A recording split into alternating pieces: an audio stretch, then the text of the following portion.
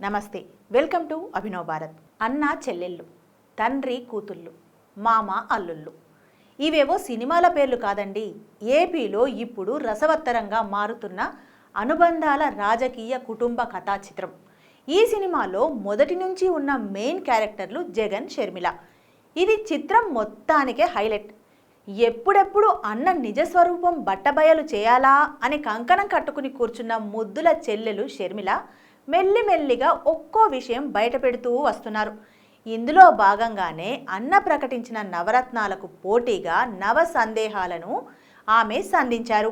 ఇప్పుడు ఏపీసీసీ చీఫ్గా, కడప ఎంపీ అభ్యర్థిగా కూడా ఉన్న వైఎస్ షర్మిల సంధించిన ఆ నవ సందేహాలు ఏంటంటే, మొదటి ప్రశ్న, స్మార్ట్ సిటీ, హెరిటేజ్ సిటీగా కేంద్రం గుర్తించిన రాజధాని అమరావతిని 3 రాజధానుల వాదనతో ఎందుకు విధ్వంసం చేశారు? పోనీ మీరన్నట్టుగా విశాఖ పరిపాలనా రాజధాని అయితే అక్కడెందుకు మౌలిక సదుపాయాలు కల్పించలేదు?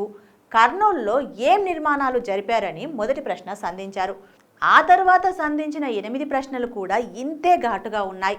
రాష్ట్ర విభజన సమయానికి రెవెన్యూ రాబడులు తెలంగాణకు 51,000 కోట్లు, ఏపీకి 65,000 కోట్లు.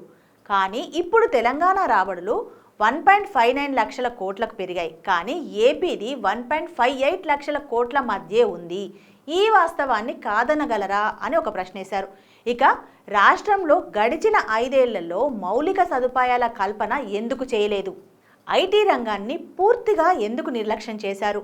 ఐటీ ఎగుమతుల్లో తెలంగాణ 1.81 లక్షల కోట్లు సాధిస్తే ఏపీ కేవలం 962 కోట్లే ఎలా సాధించింది? విశాఖ రైల్వే జోన్ ప్రకటన జరిగినా అమలు కాలేదంటే మీరు భూ కేటాయింపు చేయలేదనే కదా అర్థం. దీనికి నైతిక బాధ్యత మీది కాదా?